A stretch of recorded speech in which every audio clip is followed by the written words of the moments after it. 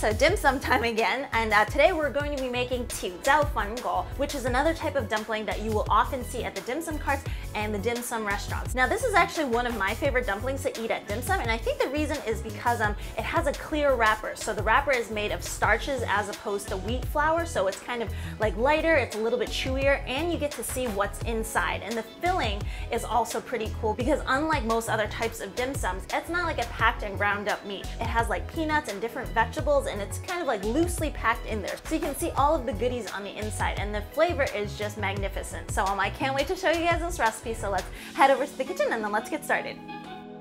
Okay guys, so let's start off with the wrapper for this recipe first, which is uber unique. So I'm starting off with about 2/3 of a cup of boiling water, and then in go the salt and the sugar. All of the recipe measurements are going to be down below. So I have about, almost like a half a cup of wheat starch, which is very different from wheat flour and everything else. I have some rice flour, some tapioca starch, some cornstarch, and then I'm just going to mix all of that together first.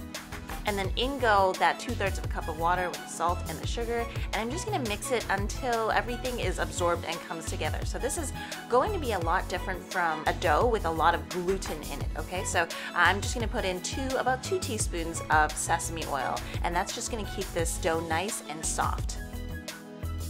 So it's interesting because this is going to be a translucent dough, so everything's going to seem a little bit more gummy at first. If it happens to be a little bit too wet, just put a little bit more wheat starch in, and then just get it to the stage where it doesn't really stick to your fingers and everything is coming together like so.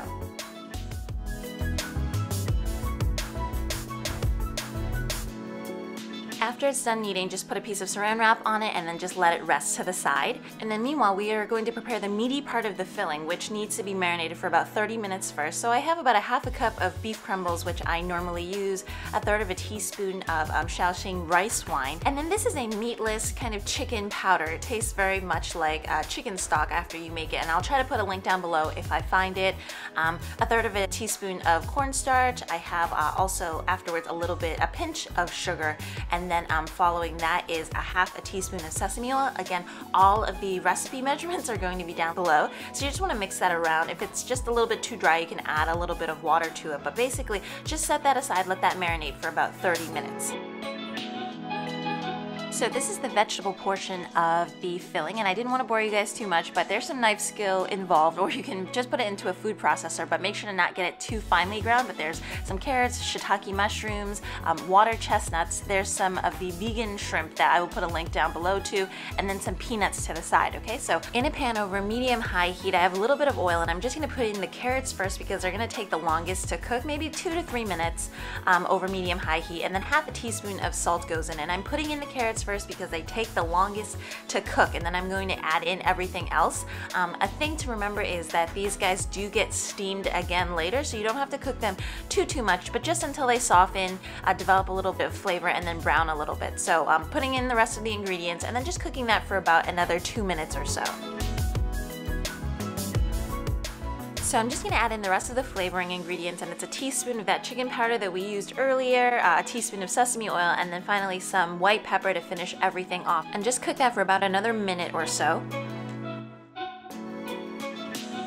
So before this guy finishes cooking, we just want to thicken up the filling mixture a little bit. So I have about, like 3/4 of a teaspoon of cornstarch, about 3 teaspoons of water, and then this is that vegan oyster sauce that I love so much. I'll put that link down below, a teaspoon of that, and you just want to mix that all together. And then finally, before this finishes cooking, just pour that over. It's not going to create too much sauce because it's such a small mixture, but it will help bind all of these filling ingredients together. So before you turn the heat off, we're just going to add the beef crumbles in all at the end. So that's all marinated, the vegetable mixture is all marinated, so that just comes all together at the end. So afterwards, just put it into a bowl and then make sure that it gets nice and cool before you're about to fill anything. We're also going to put in some cilantro and then also some preserved radishes as well. They're usually available at the Chinese grocery store. If you don't have it, you can definitely just skip out on that.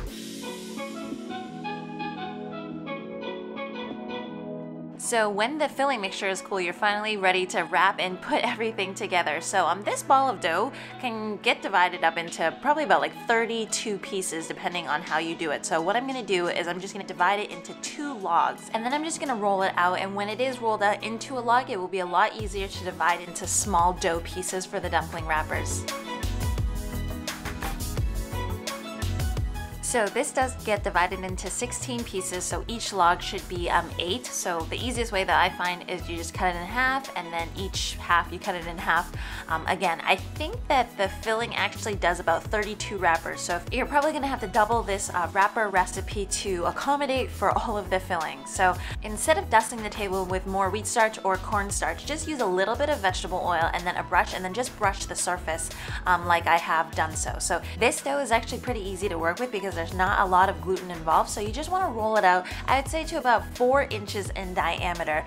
And you're probably going to need a bench scraper for this because of the composition of this dough. It is a lot more fragile than a lot of the doughs that I've worked with, and because this eventually comes out clear, it's made from starches, you're gonna want to be fairly gentle with it. So again, don't overfill it and get a little ambitious. Just try it with a little bit of filling first, and basically we're just going to close the edges like so and just pinch it together. There are some other types of doughs that are similar to this that are the clear wrappers as well, where people can fold it and bend it and make really pretty kind of dumpling shapes with it.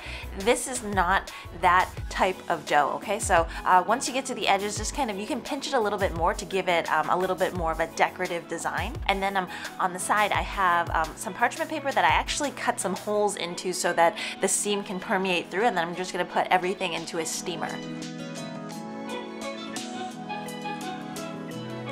So like I was saying before, if you pinch the edges just a little bit more, the indentation of your thumb and your finger is also going to create a really pretty design as well.